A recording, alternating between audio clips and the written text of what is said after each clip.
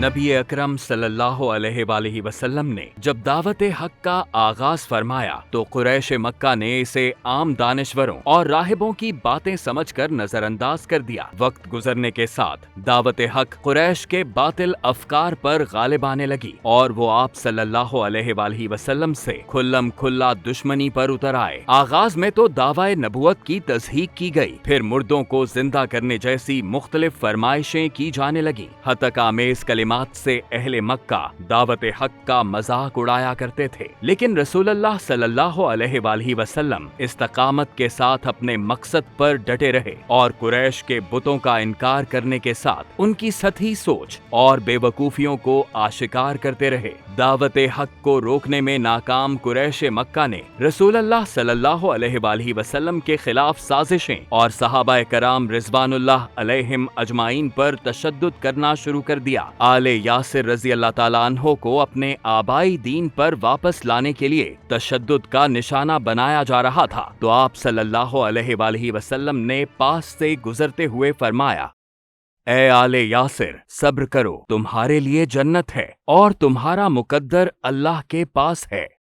بے انتہا ظلم و تشدد کے بعد قریش کو احساس ہوا کہ محض جسمانی تکالیف دعوت حق کو روکنے کے لیے کافی نہیں، تو آپ صلی اللہ علیہ وآلہ وسلم اور مسلمانوں پر تنقید شروع کر دی۔ ولید بن مغیرہ جیسے سردار مشورہ کرتے کہ رسول اللہ صلی اللہ علیہ وآلہ وسلم کو شاعر، کاہن اور دیوانہ بتایا جائے اور دلیل نہ ملنے کی صورت میں آپ صلی اللہ علیہ وآلہ وسلم کو ساحر البیان یعنی لفظوں کا جادوگر کہا جائے۔ اہل عرب کو گمراہ کیا جاتا کہ یہ شخص اپنے لفظی سحر سے لوگوں کو ماں، باپ، بھائی، بیوی اور اپنے خاندان سے جدا کر دیتا ہے، لیکن یہ حربہ بھی اسلام کی دعوت کو روکنے میں ناکام ہو گیا۔ اب قریش مکہ نضر بن الحارث کے ذریعے مجالس میں نبی اکرم صلی اللہ علیہ وآلہ وسلم کے دعوت دینے کے بعد لوگوں کو اہل فارس کے مذاہب کی کہانیاں سناتے، افواہوں کے ذریعے قرآنی آیات کو جبر نامی عیسائی کی طرف سے حضور صلی اللہ علیہ وآلہ وسلم کو سکھائی گئی باتیں قرار دیا گیا، یہاں تک کہ اللہ تعالیٰ نے اس سب کا رد ان الفاظ میں فرمایا: ہمیں بخوبی علم ہے کہ یہ کافر کہتے ہیں کہ اسے تو ایک آدمی سکھاتا ہے، جس شخص کی طرف یہ نسبت کر رہے ہیں اس کی زبان عجمی ہے اور یہ قرآن تو صاف عربی زبان میں ہے۔ قریش مکہ کی جانب سے دعوت حق کی مخالفت کا سلسلہ نہ رکا، یہاں تک کہ جب مسلمانوں نے ہجرت حبشہ کی تو انہوں نے اپنے دو سفیر عمر بن العاص اور عبداللہ بن ربیعہ کو شاہ نجاشی کے پاس بھیجا اور قرآن مجید میں عیسائیت کی بے حرمتی کے الزامات کے ساتھ مہاجرین کی واپسی کا مطالبہ بھی کیا۔ اس موقع پر حضرت جعفر بن ابی طالب رضی اللہ تعالیٰ عنہ نے قرآنی آیات کی تلاوت فرمائی۔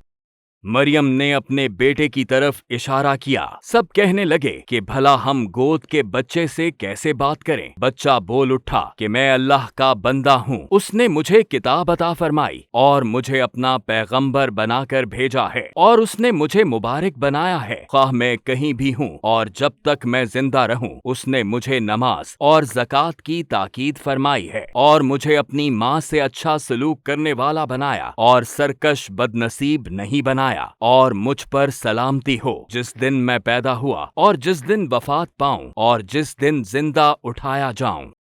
اس پر نجاشی نے قریش کے سفیروں سے کہا، تم لوگ واپس جاؤ، خدا کی قسم میں ان لوگوں کو آپ کے حوالے نہیں کروں گا، اور اس طرح قریش کی سازش ایک بار پھر ناکام ہو گئی۔ جب اسلام کی دعوت باطل پر حاوی ہو گئی تو قریش مکہ نے اللہ کے رسول صلی اللہ علیہ وآلہ وسلم اور ان کے عزیز و اقارب سے سماجی و معاشی قطع تعلقی شروع کر دی۔ ایک معاہدے کے تحت بنو ہاشم اور بنی عبد المطلب سے لین دین اور مکمل قطع تعلقی کا اعلان کرتے ہوئے انہیں شیب ابی طالب تک محدود کر دیا گیا۔ اس معاہدے کی تحریر خانہ کعبہ کی دیوار پر لگا دی گئی اور یہ بائیکاٹ 3 سال تک چلتا رہا۔ سخت مفلسی اور فاقوں سے دوچار رسول اللہ صلی اللہ علیہ وآلہ وسلم اور ان کے خاندان کا زندہ رہنا دشوار ہو گیا۔ اس دوران حضرت حشام بن عمر رضی اللہ تعالیٰ عنہ جیسے چند مخلص افراد چپکے سے پانی اور غذا کی چیزیں گھاٹی میں پہنچاتے، شیب ज़ेब अबी तालिब के तीसरे साल ज़ुहैर बिन अबी उमैया